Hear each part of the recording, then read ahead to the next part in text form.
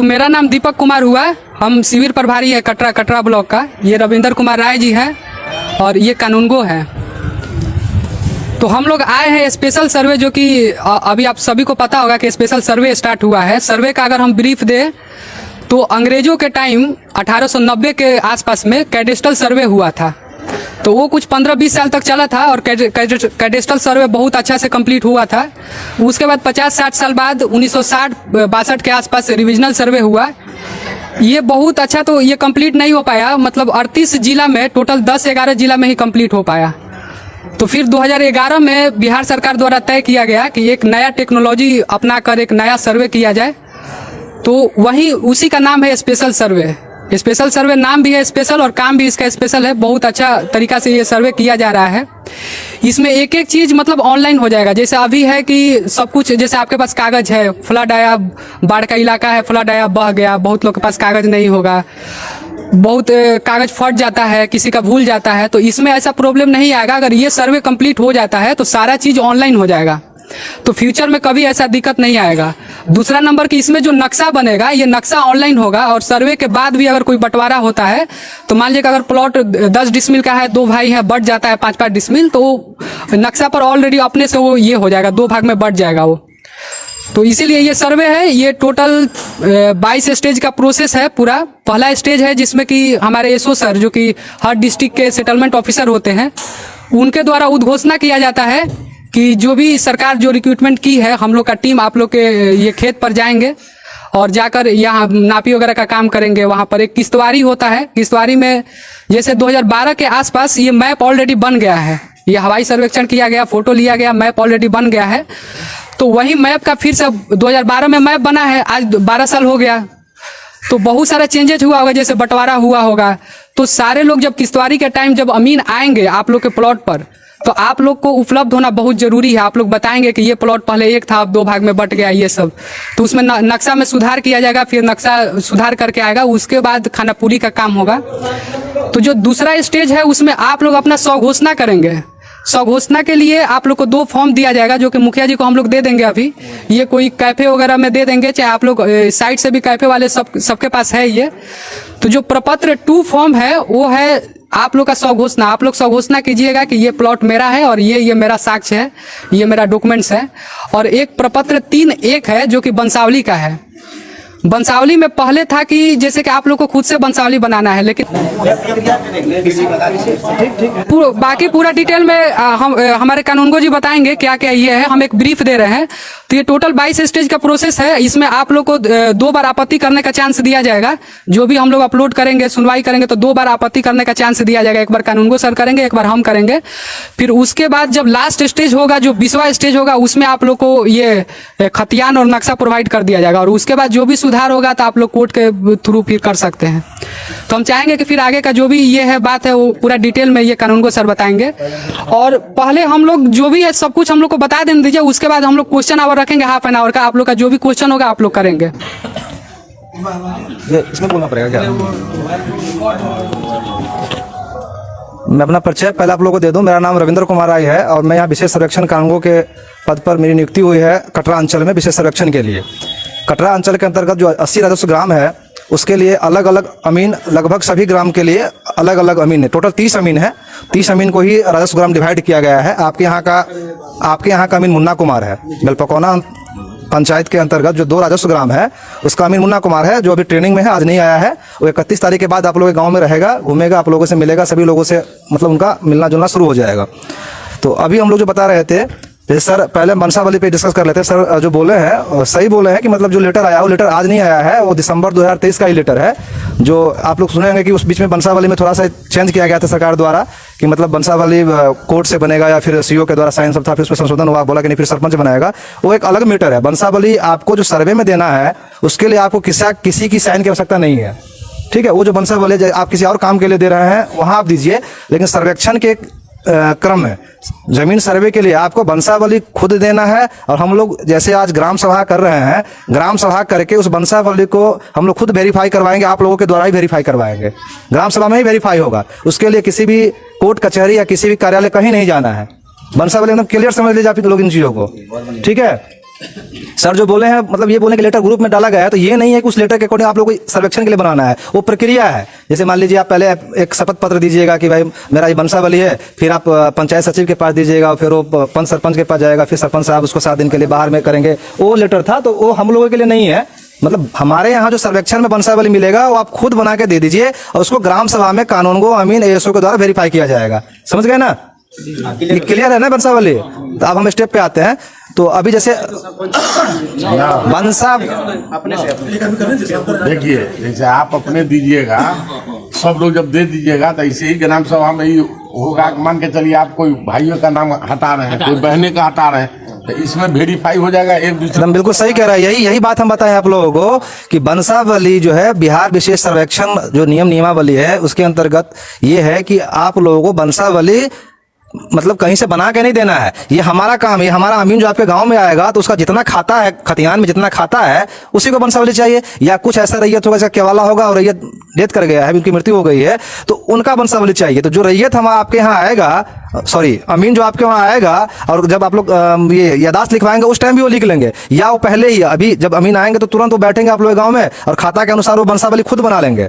आप लोग यदि दे रहे हैं तो हमारा काम थोड़ा सा आसान हो जाएगा। जो काम हम 1 महीने में करेंगे वो हमारा काम 10 दिन में हो जाएगा। बस फर्क यही है, थोड़ा सा काम जल्दी हो जाएगा। तो क्योंकि आप लोगों से कुछ मेहनत नहीं करना है, एक पेज पे बनाइएगा, ला के दे दीजिएगा। ऐसे ही एक दिन ग्राम सभा करेंगे, उसमें हम लोग वेरीफाई कर लेंगे कि क्या ये उनके द्वारा दिया गया वंशावली सही है। तो जैसे हम पढ़ के सुनाएंगे, कुछ लोग ऐसे होंगे जिनको मान लीजिए बुजुर्ग आदमी को सबके बारे में पता है कि उनका वंशज कौन है, जहां उनको दिक्कत लगेगा अपने आप बताएंगे नहीं सर इनका इन्होंने एक पुत्र का नाम या एक भाई का नाम, अपने बहन का नाम छोड़ दिया है। तो इससे बढ़िया वंशावली नहीं बन सकता है कहीं भी। समझ रहे हैं ना? वंशावली के लिए फिर क्वेश्चन मत कीजिएगा आप लोग बार-बार, क्योंकि जो लोग समझ गए वो दूसरे आदमी को समझा दीजिएगा, बहुत फोन आता है उसके लिए। ठीक है, इसके बाद अभी जो आप लोगों को सबसे पहला काम करना है, आपके घर में जो भी पेपर है, ठीक है, आपके घर में जो जमीन से संबंधित जो भी पेपर है, चाहे वो केवाला है, बास्कित पर्चा है, भूदान का पर्चा है, खतियान है, रसीद है, मतलब आपको ये लग रहा है कि इसके आधार पर जमीन हम दखल किए हुए या मेरा है, आप स्वघोषणा के थ्रू दावा कर सकते हैं। स्वघोषणा एक प्रपत्र है जिसका नाम है प्रपत्र 2। तो प्रपत्र 2 हम मुखिया जी को व्हाट्सअप कर दिए हैं, और जो भी साइबर कैब वाले हैं वो लोग अपना DLRS एक साइट है, वहां से डाउनलोड मार सकते हैं, मोबाइल में भी आप लोग डाउनलोड मार सकते हैं। ठीक है, हर दुकान पे मिल जाएगा, सभी लोग जागरूक हो गए हैं। तो ये आप लोग मुखिया जी के थ्रू वार्ड सदस्य को ग्रुप में भेज देंगे, जो इनका ग्रुप है पर्सनली, उसके थ्रू आप लोगों को सब जगह मिल जाएगा ये। तो ये प्रपत्र 2 भरना है। प्रपत्र 2 में क्या होता है, पहला कॉलम होता है रैयत द्वारा धारित भूमि की रैयत का नाम, रैयत का नाम, उसका जो पहला कॉलम है उसमें रैयत का नाम है। तो रैयत का नाम कैसे भरिएगा? जो लोग जिंदा है वो तो अपना नाम डालेंगे, लेकिन मान लीजिए किसी का खतियान है, 1962 वाला, 65 वाला या 70 वाला कॉलम है, कॉलम के वाला है, तो मान लीजिए वो रैयत जिंदा नहीं होगा। यानी जो रैयत जिंदा नहीं है, जिनके नाम से पेपर है और रैयत जिंदा नहीं है, तो इसका पहला कॉलम है रैयत का नाम और सह हिस्सेदार का नाम, यदि कोई हो तो। सह हिस्सेदार मतलब खतियान में एक से ज्यादा आदमी का नाम है तो उसका हिस्सेदार हो गया। तो आप लोगों को प्रपत्र 2 के पहला कॉलम में रैयत का नाम लिखना है, जीवित रैयत का नाम लिखना है। समझ में आ गया चीज? जैसे मान लीजिए किन्हीं के दादाजी के नाम से है तो वहाँ वंशावली बना रहे हैं, वंशावली बना रहे हैं, तो वंशावली के आधार पर इसमें सभी लोगों का नाम दीजिएगा पहला कॉलम में। ठीक है, यदि पहला कॉलम में सभी लोगों का नाम बोले, लेकिन कुछ लोग ऐसे भी हैं जो बंटवारा करवा लिए हैं, दादा के नाम से जमीन था और यहाँ पिताजी में बंटवारा करवा कर चाह रहे हैं हमारे सब पिताजी के नाम पे खाता खुल जाए। कुछ ऐसे भी हैं जिनके पिताजी भी डेथ कर दिए तो वो चाह रहे हैं कि अब हम अपने नाम पे करवा लें, है ना? तो वंशावली से क्लियर हो जाएगा कि दादा या परदादा के नाम से जमीन था और अभी जो है वंशावली में ये लोग डेथ कर गए, यहाँ ये लोग जिंदा है, तो वो लोग अपना नाम भरेंगे। लेकिन जो बंटवारा करवा लिए हैं तो बंटवारा के आधार पर सभी लोग ये फॉर्म अपना अपना अलग अलग भरेंगे। बंटवारा के बाद मान लिया कि बंटवारा में हमारी जमीन है और उसमें दूसरे ही आदमी का नाम चढ़ा हुआ है, जमीन मेरे कब्जे में। बंटवारा में दूसरा आदमी का नाम चल रहा है, मतलब बंटवारा आपका खतियानी जमीन है, आपने बंटवारा करवाया, शेड्यूल अलग अलग बनवाया, तो शेड्यूल के अनुसार क्या करें, मतलब दखल नहीं है। जैसे बंटवारा हो गया ना, नहीं, हाँ, ठीक। कहने का मतलब कि जमीन इसके दखल में है, नाम इसके वालिद का या दादा का नहीं, किसी और का है। बंटवारा पेपर पे, पहले तो कागज अच्छा से बयान पे। बांट के तो घर। देखिए पहले बात को छोड़ जाइए, अभी जो आपके पास लिखित में जो चीज है वो वैलिड है। यदि आप मुंह से बोलिएगा कि सर ये मेरा पैतृक संपत्ति था और ये हम जोत रहे हैं, ये जोत रहे हैं, इनका खाता खोल दीजिए, नहीं खुलेगा। वंशावली के आधार पे सभी लोगों का नाम पड़ जाएगा उसमें। ठीक है, यानी जहां विवादित है, मतलब विवादित ये हुआ कि हमारा एक भाई चाह रहा है कि हम नहीं बंटवाए, हम चाह रहे हैं बंटवाएं, तो बंटवारा नहीं हुआ, क्लियर नहीं हुआ, तो मामला फिर फंस गया, बंटवारा सूट का मामला आ गया। तो वहां हमारा काम है, सर्वेक्षण पदाधिकारी कर्मी का काम है कि वहां पे आपको सुनवाई आपको ये नहीं करना है, आप वंशावली के आधार पे नाम डाल दीजिए, उनको जब अपना होगा अपना बंटवारा करवा के अलग करवा लेंगे। ठीक है, समझ रहे हैं ना चीज? ये दूसरा बात पूछा था। हाँ, यदि क्या पूछे हैं, फिर से ये पूछ रहे हैं कि जमीन मेरी है, कब्जा मेरा है, लेकिन पेपर में किसी और का नाम है। ये पूछ रहे हैं क्या? जी, यानी खतियान किसी और के नाम से बन गया है। हाँ, तो ये भी बता रहे हैं कि ये विशेष सर्वेक्षण जब भी हो रहा है, स्पेशल सर्वे, कोई भी सर्वे होगा तो सर्वे से जो पिछला सर्वे जो हाल सर्वे जो हुआ है, गत सर्वे में जो लेटेस्ट सर्वे फाइनल है, चाहे वो सर्वे फाइनल हो, चकबंदी फाइनल, जो भी फाइनल हो, उसको आधार मान के करना है, ना कि हमको पीछे जाना है। उसके लिए कोर्ट है। यदि मान लीजिए अंग्रेज जमाने में सर्वे हुआ था, 1990-95 में सर्वे हुआ था, 1965 में किसी का नाम गलत हो गया तो उसके लिए आपको कोर्ट जाना था। ठीक है, यदि आप कोर्ट गए हुए हैं, टाइटल चल रहा है या उस पर मामला और किसी तरह का है, आप उसमें लड़ रहे हैं, तो हाँ, बहुत सारे लोग जो गए होंगे, बहुत सारे ऐसे भी लोग हैं, उनके लिए बता रहे हैं। तो उनका जो है, जब आप फॉर्म भरिएगा तो वहाँ प्रपत्र 2 पे खाता खेसरा रकबा जब लिखिएगा तो उसके आगे एक अभियुक्ति कॉलम है, वहाँ केस नंबर डाल दीजिएगा। ठीक है, ताकि हम जो खतियान बनाएंगे उस पर केस नंबर अंकित रहेगा, वो फाइनल नहीं रहेगा, केस नंबर अंकित है। जब आपका उस केस नंबर के तहत डिग्री होगा तो खतियान में तुरंत अपडेट हो जाएगा। ठीक है, पेंडिंग हो गया।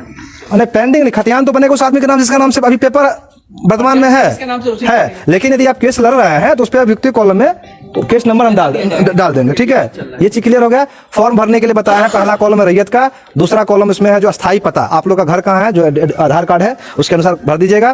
फिर है खाता नंबर जमीन का पेपर पे रहता है, खेसरा रहता है, रकबा रहता है, ये तीनों चीज भरिएगा उस पर। इसके बाद है जमीन का किस टाइप का किस्म, चौहद्दी होगा पहले, तो चौहद्दी मान लीजिए खतियान पे रहता है, लेकिन खतियान तो पुराना हो गया, तो यदि आपको वर्तमान का जो पता है उसको डालिए। अभी वर्तमान में किस आदमी का जमीन है वो डाल दीजिए। इसके बाद उसका किस्म है जमीन का, तो किस्म में क्या डालना है आपको, इसमें 3-4 टाइप का डालना है, कृषित, अकृषित, आवासीय और वाणिज्य। मतलब कमर्शियल टाइप का कोई जमीन है, यहाँ कोई फैक्ट्री लगा हुआ है तो कमर्शियल में आएगा, वहाँ कमर्शियल डालिएगा। जिसपे घर है आवासीय डालिएगा, जो खेती के लिए कृषित, जिसपे खेती नहीं है बंजर भूमि अकृषित, ये 4 टाइप से उसमें डाल दीजिएगा। ठीक है, इसके बाद आगे लगान वगैरह है, लगान नहीं पता रहता है तो लगान छोड़ भी दीजिएगा, कोई दिक्कत नहीं है। इसके बाद क्या था, जवाबंदी संख्या। जवाबंदी संख्या, यदि आप रसीद कट रहा है जवाबंदी संख्या है, रसीद नहीं कट रहा है तो जवाबंदी संख्या नहीं होगा। कुछ लोग ऐसा होगा जो रसीद नहीं भी कट रहा है लेकिन उसका ऑफलाइन रसीद होगा, जवाबंदी नंबर का पता है, ऑनलाइन नहीं है, तो आप डाल दीजिएगा जवाबंदी नंबर। ठीक है, ये हो गया। इसके बाद क्या है, अभी जमाबंदी में किसी आदमी का दाखिल खारिज नहीं हुआ है, केवाला करा हाँ, तो दाखिल खारिज नहीं हुआ है तो वही तो बोले, जिसका जमाबंदी कायम है वो डालिएगा, नहीं कायम है उसको छोड़ दीजिएगा। लेकिन फॉर्म भरना है सभी लोगों को। ठीक है, फॉर्म सभी लोगों को भरना है। इसके बाद था दावा का आधार मतलब हुआ कि आपको कैसे मिला हुआ है, केवाला, खतियान, रसीद, चाहे जो भी है वो चीज वहाँ लिख दीजिएगा। केवाला द्वारा, खतियान द्वारा, या फिर बास्कित पर्चा द्वारा, भूदान पर्चा द्वारा, बंदोबस्ती द्वारा, या फिर बदलेन द्वारा। बदलेन भी होता है, जैसे मान लीजिए मेरा जमीन यहाँ था, उनको वहाँ दे दी, हम यहाँ ले लिए, तो सर्वे के क्रम में यदि आप हमको एक बदलेन पेपर बना के दे दीजिएगा, ये अपना पंचनामा बंटवारा जो बोलते हैं पंचनामा टाइप में, उससे भी खाता खुल जाएगा। ठीक है, ये है, ये प्रपत्र 2 भरना है। प्रपत्र 3 एक वंशावली का था जो आप लोगों को बताया, खुद से बना के दे देना है। यही 2 फॉर्म भर के आप लोगों को 10 तारीख तक ऑनलाइन कर देना है। ये इसलिए 10 तारीख तक कह रहे हैं कि इसमें कहीं जाना नहीं है आप लोगों को। जो लोग घर पे हो तो आराम से कर सकते हैं। अब ये कुछ लोग का क्वेश्चन से बाहर है तो उनके फैमिली मेंबर कोई यदि यहाँ है तो वो कर दे, नहीं है तो फिर तो आना पड़ेगा, उनको आना पड़ेगा। हाँ, 10 तारीख तक ऑनलाइन कर, जितना जल्दी हो सके कर दीजिए। बहुत लोग नहीं, कम समय नहीं है, सुनिए नहीं, सबके लिए कम। आपको कहाँ जाना है बताइए इसके लिए? ठीक, खतियान बार में तो आ गया है, तो हो सकता है कुछ तो रिकॉर्ड होगा, उसके पास रसीद तो होगा। क्या चीज? सुनिए खतियान, सुनिए ना, पहले सबका है। आप लोग भू अभिलेख साइड पे जाके वहाँ पे खतियान पूरे आपका अंचल का पूरा खतियान अपलोड वहाँ से देख सकते हैं आप लोग। नहीं, वो आप जो कहें गलत चढ़ा है वो अलग है, वो एंट्री वाला है, लेकिन आपका ओरिजिनल कॉपी उस पर स्कैन करके डाला हुआ है। नेट से खतियान 2 तरह का, वही आप लोग अभी सभी लोगों को पता नहीं है ये चीज। भू अभिलेख एक साइड है, उस पर जो आप लोग अंचल में देखने जाते हैं सेम चीज स्कैन करके डाल दिया हुआ है। भू अभिलेख वीडियो यूट्यूब देखिए ना तो आपको आ जाएगा। और आप लोग जो कह रहे हैं वो जो कह रहे हो डिजिटल कॉपी कह रहे हैं, जो एंट्री किया है और उसका जो डिजिटल कॉपी है उसको मत, उसमें तो गलती फलती कुछ डाल दिया हुआ है, तो वो रेफरेंस के लिए रखिएगा कि सही है कि नहीं। ठीक है, ये चीज है। और जहाँ हाँ बोलिए, जैसे किसी आदमी के पास 20 केवाला है, वो तो इसमें एंट्री कर बता रहे हैं, सारा कागजात आपको देना पड़ेगा। बता रहे हैं ये जब भरिएगा तो किसी का मान लीजिए इसमें 8-10 केवाला है, 8-10 खेसरा, तो एक फॉर्म में ही आ जाएगा। ज्यादा है तो जितना फॉर्म लगे उतना फॉर्म में भर दीजिए। ठीक है, 1 राजस्व ग्राम का 1 फॉर्म भरा जाएगा। जैसे यहाँ 2 राजस्व ग्राम है और दोनों में आपका जमीन है, वो भी बताएंगे। दोनों राजस्व ग्राम है तो दोनों का खाता खेसरा रखवा एक पे मत डालिएगा, दोनों का अलग अलग भरिएगा। ठीक है, और जितना भरिएगा उसका फोटो कॉपी, यानी आपने दिखाया केवाला से प्राप्त है तो उस केवाला का फोटो कॉपी कम से कम, जैसे जहाँ लेखधारी खरीदने बेचने वाला और रकबा और ये सब होता है, उसको जो है आप लोग इसके साथ अटैच करके स्कैन करके उसको भी अपलोड करना है। ठीक है, मान लीजिए किसी के पास 10 केवाला या 20 तो 3-4 पीडीएफ बनेगा। जैसे मान लीजिए 40 बनने का हो जाएगा, तो पीडीएफ बना के उसको अपलोड करना है। और ये जो मान लीजिए उसमें कितना हटेगा, जब चौहद्दी लिखिएगा तो 4 से 5 खेसरा एक में हटेगा, फॉर्म में ज्यादा भी हटेगा, 4 से ज्यादा भी हटेगा। तो हाँ, इसको सबको केवाला का जेरोक्स कॉपी इसमें लगाना है। और जब अपलोड सबका, खतियान का भी लगाना है। जब आप लोग ये कर लीजिएगा तो अपलोडिंग के बाद एक कोड आता है, उस कोड को बैक साइड में लिख लीजिएगा और यही कॉपी फिर आपको अंचल कार्यालय में, यानी जो हम लोग का कार्यालय है अंचल के पास अभिलेखागार में, वहाँ आके हम लोग के पास जमा कर देना है। अभिलेखागार में जमा कर। हाँ, अभिलेखागार में मेरा ऑफिस है। हो सकता है ऑफिस हमारा चेंज होगा बीच में, क्योंकि वहाँ पे थोड़ा सा रूम, 2 ही रूम है तो एडजस्ट नहीं हो पा रहा है। उठाते हैं कभी कभार फोन करने पर। तो कॉल बैक करते होंगे, फोन नहीं उठाते हैं तो हो सकता है एक आदमी को छोड़ दिया नहीं हुआ होगा, लेकिन इतना सारा कॉल आता है अभी है ना, थोड़ा सा ये है। नहीं, फिर कॉल बैक करते हैं। मोस्टली आदमी को कर देते हैं, कोई छूट जाता होगा अलग चीज़ है, लेकिन कर देता है। काम करिएगा कि ये जो आप कहें कि हार्ड कॉपी को जमा करना है कटरा में, तो उसका एक दिन समय बना दीजिएगा, सब लोग अपना। देखिए आप, हाँ वो भी हो जाएगा। आप लोग भर के देखिए, जैसे ही आप लोग ऑनलाइन कीजिएगा, ऑनलाइन करने के बाद उसको रखिएगा घर में, तो हमारा अमीन आएगा तो अमीन को आप दे दीजिएगा, ठीक है। या कोई एक डेट फिक्स कर देंगे, मुखिया जी को बता देंगे और ग्रुप में डाल देंगे, तो लगभग आदमी 2 से 4 बार 5 बार आएगा। और देखिए अमीन साहब आपके गांव में बराबर आएंगे, वो 31 तारीख के बाद आना शुरू कर देंगे, ठीक है, ताकि आप लोग फॉर्म भरने में कोई दिक्कत हो तो बता भी देंगे वो, ठीक है। तो अमीन आएंगे, अभी आएगा 31 के बाद से कंटिन्यू अमीन आएगा, आप लोगों के साथ ही रहेंगे वो दिन भर। पूछना था कि कोई जमीन है जो हम खरीदे हुए हैं, लेकिन उसकी रजिस्ट्री नहीं हुई है। नहीं, बिना रजिस्ट्री का नहीं होगा। जिनसे खरीदे हुए हैं, अगर वो आपके यहाँ पर कह दे नहीं होगा, बिना रजिस्ट्री का नहीं होगा। मौखिक नहीं होगा। बोल दिए हैं, आप थोड़ा सा लेट से आए थे, वो आप उसके आधार पे आप फॉर्म अप्लाई कर दीजिए, केवाला के आधार पे केवाला लगा दीजिएगा, वहाँ लिख दीजिएगा दाखिल खारिज नहीं हुआ है। अभियुक्ति कॉलम है, उसमें लिखिएगा दाखिल खारिज नहीं हुआ है, ठीक है। और देखिए एक चीज थोड़ा सा आपको आप यहाँ पर रोकेंगे। बहुत जगह सरपंच साहब लोग फोन भी करते हैं और रैयत भी फोन करता है बंसावली के लिए। अभी जैसे हम लोग कटाई से बंसा, थोड़ा सुनिए, आप जो चीज बोले से पहले, आपसे पहले बोल दिए, उसी चीज को आप रिपीट कर रहे हैं, क्वेश्चन वही कर रहे हैं। आपसे पहले हम बोल दिए हैं ना कि अमीन साहब आप लोग गांव में रहेंगे, ठीक है। आप जैसे यहाँ पर बैठ गए, यहाँ पे 4 आदमी उनको बता देंगे, फिर यहाँ से दूसरे दरवाजे पर बैठेंगे, तो जब गांव में अमीन साहब आएंगे तो ऑटोमेटिक आप 4 आदमी को बता दे, समझे 40 आदमी समझ जाएगा, ठीक है, हो जाएगा। इतना बात ही बताए हैं आपने, सब आप भर सकते हैं, तो ये आपका नहीं दिमाग में जा रहा है कि चाहिए उसके लिए स्टेप नहीं। और सुनिए एक चीज बता रहे हैं, बंसावली के लिए फिर बता रहे हैं, कोई भी अफवाह फैलाए, कोई कुछ बोले, बिल्कुल मत सुनिएगा। बंसावली खुद से बना के जमा कर दीजिएगा। अब आपका एक सवाल और है सर, दादा के नाम की जमीन है, उनकी जो लड़की यानी फुफू जो हुई मेरी, वो अपनी जमीन वो अपने से बेच चुके हैं। फिर वंशावली जो बनेगा तो उसमें नाम तो पड़ेगा ही, लेकिन लिखिएगा इन्होंने अपने हिस्से का जमीन बेच दिया है, नाम तो पड़ेगा। और बंसावली में मुस्लिम लोग तो मोस्टली देंगे नाम, वो तो लेते ही हैं, लेकिन हिंदू वाले में क्या होता है, लोग सोचता है कि हमारे बहन नहीं लेगी जमीन तो नाम नहीं देते हैं।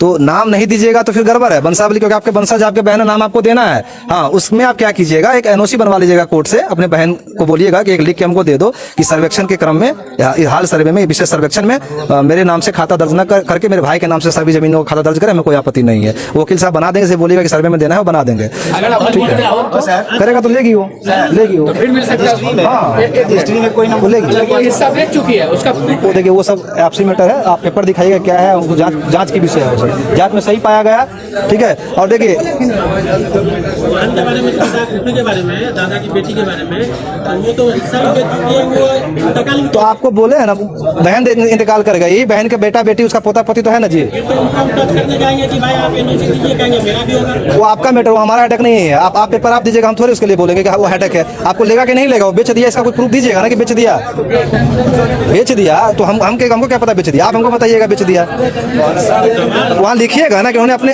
अपने हिस्से का बेच दिया, लिखना पड़ेगा।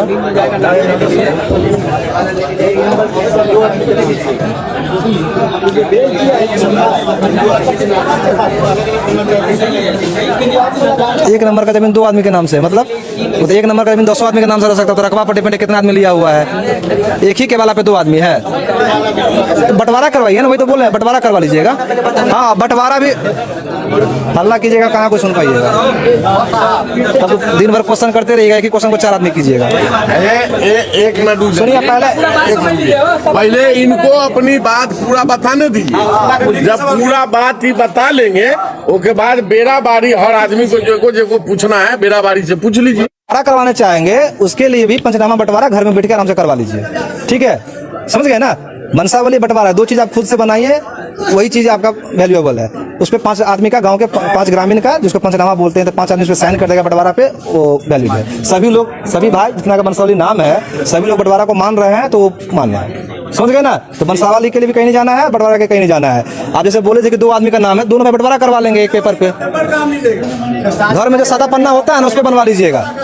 हाँ, ठीक है, और कुछ देखिए कुछ अच्छा क्वेश्चन है वो पूछिए। सवाल है, जमीन नंबर 2 है, एक दादा के नाम से एक बाप के नाम से, दोनों मृत्यु है। अब वो जमीन जो है दोनों इकट्ठा एक नंबर बन सकता है, दोनों भाई में बंटवारा करने की आसानी है। एक नंबर बनेगा कि दोनों एक अलग अलग नंबर रहेगा? देखिए जैसे इसमें सर्वे में क्या होगा, जब आपका किश्तवार हम करेंगे तो किश्तवार के क्रम में आपका जमीन, आपके हिस्से का जमीन उस एरिया में जितना होगा सारा एक ही नंबर बन जाएगा इस बार। हाँ, एक ही नंबर बन जाएगा। किश्तवार का मतलब ही वही हुआ कि जब किश्तवार शुरू करेगा अमीन, आपके प्लॉट पे जाएगा तो आप उसको वहां दिखाइएगा, आप वहां पे दिखाइएगा कि ये प्लॉट मेरा है, सटा हुआ ये प्लॉट मेरा, ये प्लॉट मेरा है, यानी उस मेल से सटा हुआ जितना प्लॉट रहेगा ना, तो ये यदि उस टाइम आप सही से बता दीजिएगा, पेपर दिखा दीजिएगा, तो सारा मिला के नया सर्वे में एक ही प्लॉट बनेगा वो। हाँ, खतियान अलग अलग खतियान अलग अलग मिला तो बंटवारा करवा ली, हिस्सा में आपको दिया गया तो आपका है, तो बगल में तो आपका एक ही नंबर बन जाएगा। ठीक है, और किश्तवार इसके बाद खानापुरी का प्रक्रिया जब शुरू होगा तो खानापुरी में क्या होता है, आपको अपना सारा पेपर ओरिजिनल अमीन को दिखाकर और यादाश्त लिखवाना होता है। वो यादाश्त जब अमीन लिखेगा, फिर वो यादाश्त कानूनगो के पास सारा पेपर जितना पेपर आप दिए रहिएगा उसको फोटोकॉपी प्लस आपका यादाश्त पंजी वो कानूनगो के पास आएगा। कानूनगो उसको अप्रूवल करेगा, सारा अपना वो देखने के बाद समझ लेगा कि पेपर से इनका सही है, इनका दखल कब्जा है, पेपर भी सही है, तब अमीन वहां आदेश देगा कि ये खाता उक्त व्यक्ति के नाम से दर्ज करे अथवा ना करे या बिहार सरकार करे। ठीक है, तो ये कानूनगो के साइन के बाद ही होगा। अमीन से आप कुछ भी लिखवाइएगा, लेकिन जब तक कानूनगो अप्रूवल नहीं करेगा खाता उसका दर्ज नहीं करेगा। कोई भी विवादित मामला रहेगा तो प्रपत्र 8 में कानूनगो के द्वारा सुनवाई किया जाएगा। इसके बाद फिर आपको सुधार करके पेपर मिलेगा। फिर आपको नहीं होगा तो प्रपत्र 12 में सिविल प्रभारी एसओ के द्वारा सुनवाई किया जाएगा। उसमें भी यदि सही नहीं होगा तब जिला में बंदोबस्त पदाधिकारी के द्वारा प्रपत्र 21 में जाकर सुनवाई होता है, वो फाइनल होता है। उसके बाद फिर कोर्ट वाला मैटर हो जाता है। तो आप लोग प्रयास कीजिएगा कि जो भी आप लोग को पेपर मिलेगा तो सुनवाई जो है यानी सही जो करवा लीजिएगा, शिविर के अंदर ही सही करवा लीजिएगा। ये नहीं जो आप तीसरा मौका है तुम जिला में जाकर करवाएंगे तो दिक्कत होगा फिर। ठीक है, एक सवाल आ रहा है, प्रक्रिया जितना आगे बढ़ेगा दिक्कत होगा। खतियान में सर मान लीजिए खतियान एक आदमी के नाम से, खतियान में अभी 6 बार हो गया, तो पहले बंटवारा शूट करने के बाद ऑनलाइन करना पड़ेगा या पहले करना पड़ेगा? देखिए यदि आप मान लीजिए अभी बंटवारा नहीं हो पाया, इसीलिए बोले 10 तारीख का समय दे रहे, अभी बंटवारा आपका नहीं हो पाया तो आप जो है सब जो रैयत का कॉलम था पहला वाला कॉलम, उसमें मनसल आधार पर सभी लोगों का नाम डाल दीजिएगा। लेकिन जब यादाश्त लिखवाने आइएगा, जो भी बोले पेपर दिखा के, उस टाइम तक आप अपना रेडी कर लीजिए, वहाँ यादाश्त अलग अलग लिखवा दीजिएगा। एक मान लीजिए अपना हिस्सा पूरा बेचे हुए तो वहाँ लिखिएगा ना, वही क्वेश्चन था ना उनका, वहाँ लिख दीजिएगा इन्होंने अपने हिस्से का जमीन बेच दिया है, अभियुक्ति में लिख दीजिएगा, रिपीट क्वेश्चन मत कीजिए। है केवल 24 डिसमिल का है, दखा 24 डिसमिल है तो आप 24 डिसमिल फॉर्म भर के दीजिएगा। जांच का विषय है, जांच के विषय, ठीक है, ये सब जांच का, लेकिन आप तो दावा 24 पे कीजिएगा। पीछे वाले लोग सब समझ रहे हैं, वहाँ सब आगे वाले क्वेश्चन कर रहे हैं, आवाज की दिक्कत है।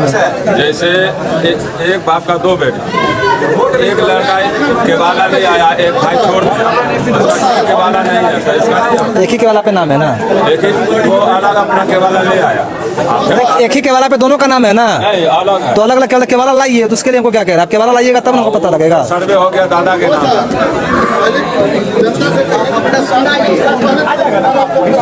नहीं, हमारा जो कहना था कह दिया, आप लोग कुछ पूछना तो पूछ सकते हैं, बता दिया आपका जनरल चीज है। ऑर्डर की जमीन जो है पहले की सुनिए जमीन रजिस्ट्री करने के बाद पहले रसीद करता था, डुप्लीकेट करवाया था दादा। हाँ, जब करता था खूब करता रसीद की वजह से आज तक जमीन केवाला हमारे पास मौजूद है। मेरे दादा भी इंतकाल कर चुके, फादर भी इंतकाल कर, जमीन का कागज निकाले तो केवाला है, लेकिन इन्हीं के नाम पर जमीन है। तो आपका जमाबंदी का अमल नहीं हुआ होगा तो बताया है ना, वहाँ लिख दीजिएगा कि दाखिल खारिज नहीं हुआ है, ये सब जांच का विषय, ये सब हम लोग कर लेंगे। पहले आप लोग फॉर्म में केवाला के अनुसार भर के दीजिए। हाँ,